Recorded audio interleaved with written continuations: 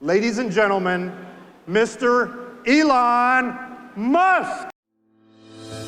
Elon Musk is an entrepreneur and business magnate. He is an inspiration and role model to millions around the world. Let's see his top 10 rules for success.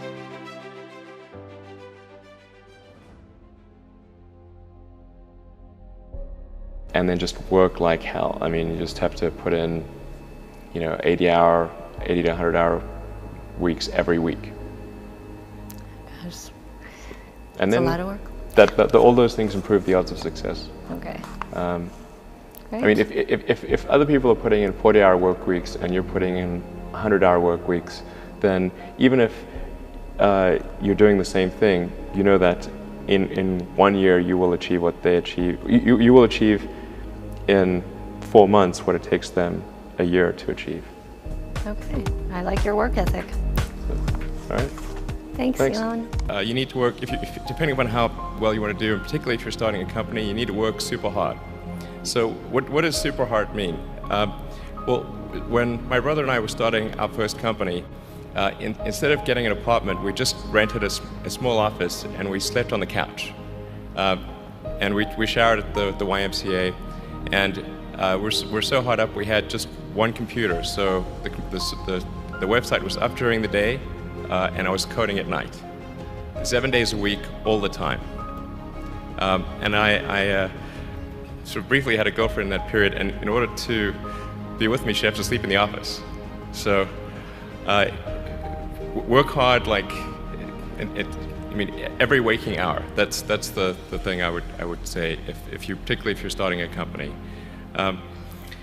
And I mean, if you do simple math, say okay, if somebody else is working 50 hours and you're working 100, you'll get twice as much done in the course of a year as the other company. Have a high pain threshold. There's a friend of mine who's got a good saying, which is that starting a company is like eating glass and staring into the abyss. Okay, that's generally what happens, because when you first start a company, there's lots of optimism and things are great, and then so happiness at first is high. Then you encounter all sorts of issues, and happiness will steadily decline, and then you'll go through a whole world of hurt. And then eventually, if you succeed, and in most cases you will not succeed, and Tesla almost didn't succeed, came very close to failure.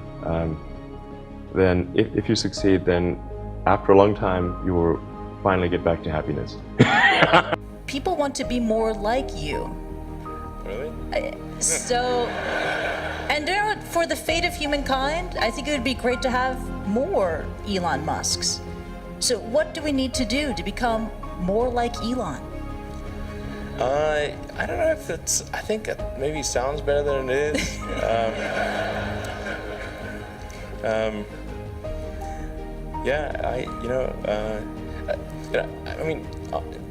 Honestly, there's a friend of mine who's got a great saying about creating a company, which is trying to build a company and have it succeed is like eating glass and staring into the abyss. So, I mean, what tends to happen is it's sort of quite exciting for the first several months of starting a company, and then reality sets in. Things don't go as well as planned. Customers aren't signing up. The technology or the product isn't working as well as you thought. And then that can sometimes be compounded by a recession, and it can be very, very painful for several years. So I think, frankly, starting a company, I would advise people to have a high pain tolerance. People do not think critically enough. I mean, critical thinking is a skill in short supply, where people take too many things they assume too many things to be true without sufficient basis in that belief. So it's very important that people closely analyze what is supposed to be true and try to build up. Try to say, let's analyze things from first principles, not by analogy or not by convention.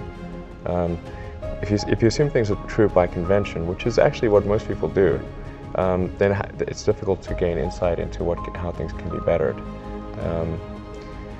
So, in any argument or any sort of train of thinking, you want to make sure that the underlying premises are valid and applicable, and then in reaching a conclusion, that the conclusion you're reaching is necessarily driven by the underlying premises and the interconnection between those premises. That may seem like a really simple thing to say, but most people don't do that. So it's really the foundation of rational thought.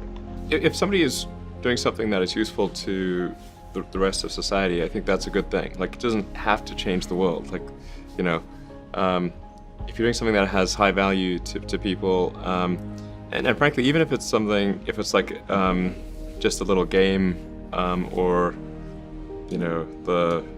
some improvement in photo sharing or something, if it has a small amount of good for a large number of people, I think that's fine. Like, stuff doesn't need to be changed the world just to be good. People tend to overweight risk on a personal level. It's one thing if you've got, a mortgage to pay and kids to support, and that if you were to deviate from your job, how are you going to feed your family and pay the rent? And okay, that's understandable. But let's say you're young and you're just coming out of college or coming out of high school or whatever. What do you risk? You're not going to starve. I mean, right. It's really certainly not in any kind of modern economy. It's so easy to earn enough money just to live somewhere and eat food. You could, very easy to do. So I don't know what are they afraid of? They're mostly afraid of failure, I think, But people should be less risk averse when there's not much at risk. You've got to make sure that whatever you're doing is a great product or service. It has to be really great. And I go back to what I was saying earlier, where if you're a new company, unless it's like some new industry or new market if it's an untapped market, then you have more ability to.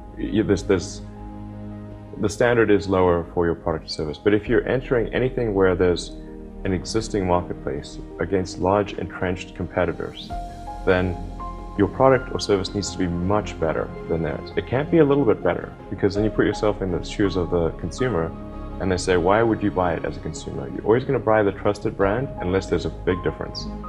So a lot of times, entrepreneur will come up with something which is only slightly better. And it can't just be slightly better. It's got to be a lot better.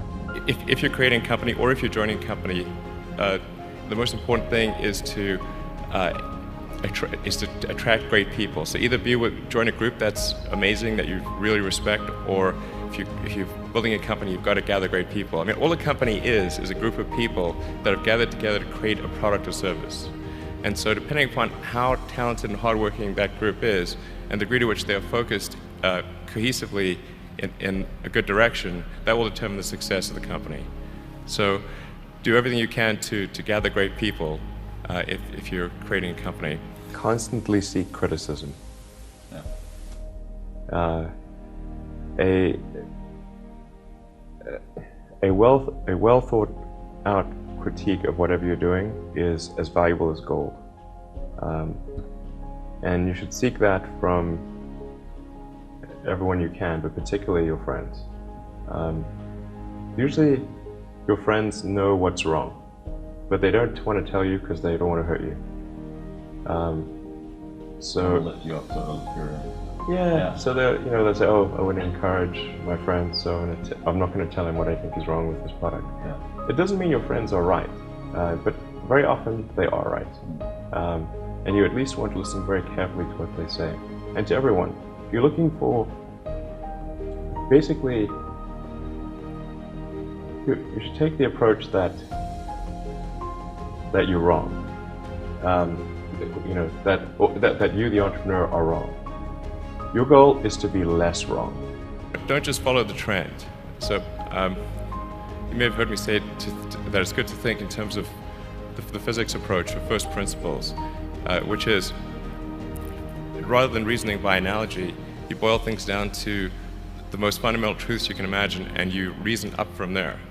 And this is a good way to figure out if something really makes sense, or if it's just what everybody else is doing. It's hard to think that way. You can't think that way about everything. It takes a lot of effort. But if you're trying to do something new, it's the best way to think.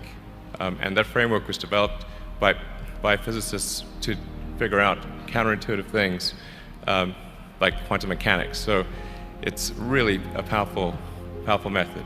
People who've been in the rocketry business for decades, Yeah. who say about you that you don't know what you don't know. Well, I suppose that's true of anyone. How can anyone know what they don't know? But When critics say you can't do this, your answer to them is, we've done it. you know, there are American heroes who don't like this idea. Neil Armstrong, Gene Cernan have both testified against commercial spaceflight in the way that you're developing it, and I wonder what you think of that. I was very sad to see that, because those guys are, yeah. You know, those guys are heroes of mine, so it's really tough. You know, I wish they would come and visit and see the hardware that we're doing here. And I think that would change their mind. They inspired you to do this, didn't they? Yes. And to see them casting stones in your direction. It's difficult. Did you expect them to cheer you on? So they're hoping they would. What are you trying to prove to them? What I'm trying to do is to make a significant difference in spaceflight and help make spaceflight accessible to almost anyone. And I would hope for as much support in that direction as we can receive.